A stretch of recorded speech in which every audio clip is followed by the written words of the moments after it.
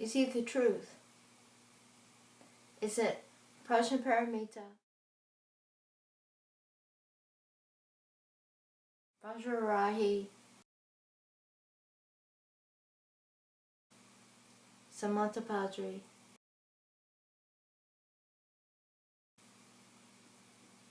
Manjushri,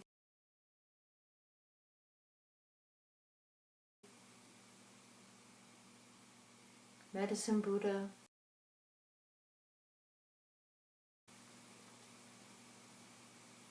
they're all our mind. They're all ways to understand our mind. They are the habits of our mind. They are the antidotes to those habits. They are all presenting to us how we already are with ourselves. Because we see ourselves as dualistic and interact with the world in that way, then they present to us a better way to act, or a more accomplished way to act in the world and still be in that way. Do you understand? Because we all are ordinary beings who have desires and passions and fears and doubts.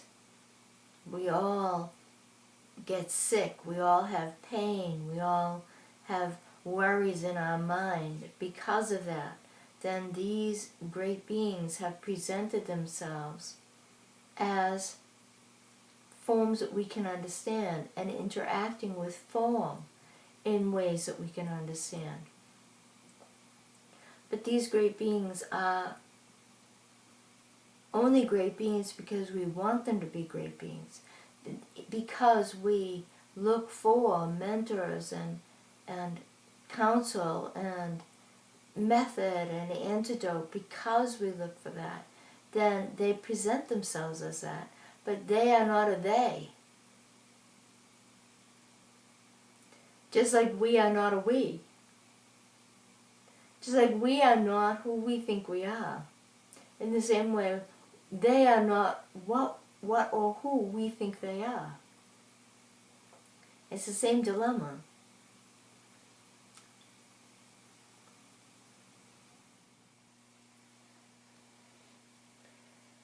We're all enamored with form. We're here and we don't know how to be somewhere else. We don't know how to be somewhere else in our mind, in our body. We don't know how to interact with life in a way other than based on form. There's big reasons for that as to why we're here, why form, why this realm that is a desire realm. It's all predicated upon relation. It's all predicated upon losing our sense of self in order to participate in relation, in form, in addictions, in delight, and suffering. If we keep backing up in our mind the reasons why, well, why that, then we'll come to some profound understandings about service, sacrifice, etc., but they still have to do with form. So down through the ages, we've presented to ourselves reminders as to how to be here in form, since that's where we are. We are here in form, we are enamored of form, we are deluded by form. We don't know how to be any other way. So we give ourselves reminders that there is another way, or there are additional ways to consider this existence. The presentations of the Buddhas and the Bodhisattvas then are simply to remind us of that. Prajnaparamita and Avalokiteshvara remind us about virtue. They remind us about alternative ways of being that are actually more true to being, that constantly give, that constantly protect, that make life better for self, for others, for the world. Prajnaparamita is wisdom, yes, supreme wisdom, but that wisdom is in our everyday life of learning how to empty ourselves of ourself so that we can give, to empty our ideas about this something that we're going to give so that we do not cling to it, so that we can give it away and release it. Prajnaparamita is about patience. It's about realizing that in any given moment, time, my time, is not so important.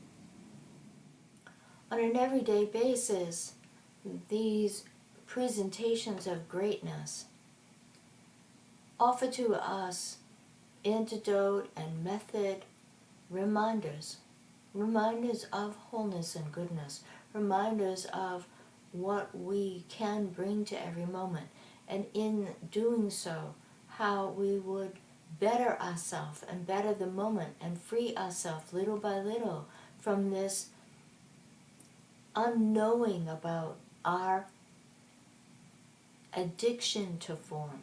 And I'm using the term very particularly. An addiction is when we have lost our sense of composure, our sense of rationale, and common sense about whatever it is that we're addicted to. So we make excuses, we deny, we turn the other way, away from truth, and we get ourselves into trouble. So the great ones, at least these presentations of these qualities of awareness as being great ones, they then are the reminders to us to come back to our senses. As an example, Prajnaparamita and Avalokiteshvara, both of them present virtue. And Prajnaparamita presents virtue in the sense of if we act in a virtuous way, then the negativity that would have been created is not put in place, and only goodness is put in place instead. So we constantly empty the amount of negativity and hardship, of limitation, that is in any plexi of energy and moment that is our life, shared existence, our incarnation itself. We are constantly emptying any negativity or limiting qualities by constantly living a virtuous way. And Avalokiteshvara just simply shows, well, here's 4 ways to do it, here's 6 ways to do it, here's 1,000 ways to do it. So in any presentation of Avalokiteshvara, Chenrezig, Kuan Yin, all the same being, then we are constantly reminded of, well, in this instance, I can choose this. In this instance, I can choose that. And in that way, we are given the opportunity to again empty the negativity of self-clinging by acting in a way that is virtuous and giving and caring and patient and ethical and mindful with everyone. Medicine Buddha presents that we are the only antidote to our problems. And we are the only antidote or cure to all problems. That those maladies of our body, our mind, our worries, our anxiety, how we societally live, or what we do to the planet in a negative way, that all of these things come from the fundamental disease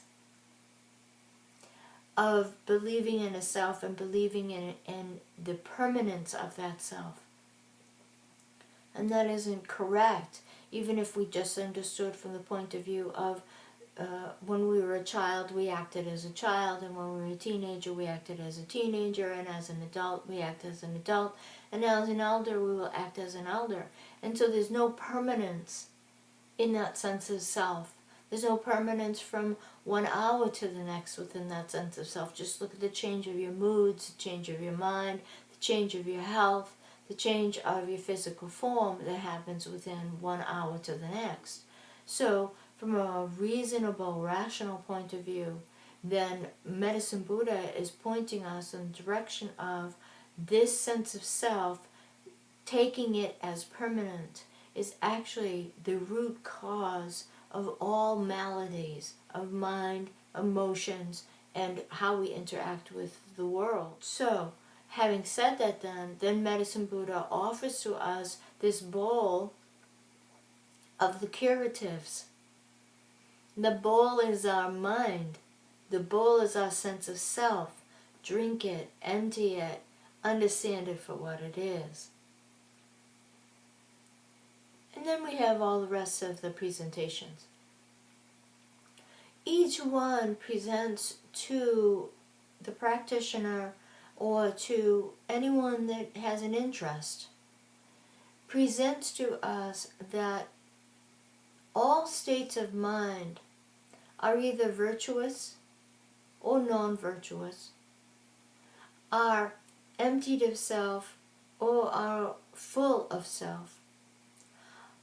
All states of mind and all actions are moving from the frame of reference that there is permanence, stability, acting in a grasping way, because that's grasping is created by the sense of permanence, and some part of us knows that there is no permanence, that there is impermanence, and so we grasp and we cling, because some part of our deep psyche knows that. Or we act from impermanence, from change, from adjusting, from letting go, etc. So there's constantly these twos going on within this frame of reference. And why? Because we are that too.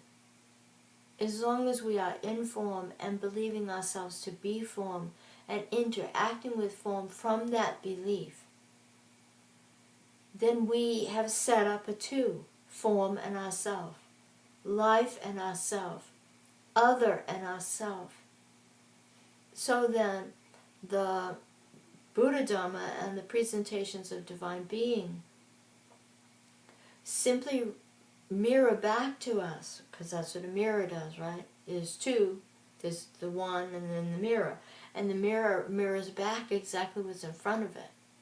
And so that's what these presentations are doing, these great deity, these great beings, or the image of them, is presenting back to our mind our very state of mind, its troublesome way, the antidote to the trouble, and the pure manifestation that is possible. I hope this makes your practice more functional, even if your practice is simply to understand your daily life and your daily self in any given moment, to call forward virtue, to call forward an emptying of self, to call forward the sense of clinging and grasping so that we can own it for what it is, the sense of being addicted to form, and so none of us wants to leave it. That's why we don't want to die. That's why we have the homes that we do and have the possessions we do and interact with the people in our life in a possessive way. So I hope that this short video has sparked some awareness of options. Awareness, yes, and awareness of options, yes. Because we're all ordinary beings. We're all living in this delusion. We all got our problems, and we all can address them in a wide variety of ways. So may this be of service, to just widen the parameters and bring us to the moment.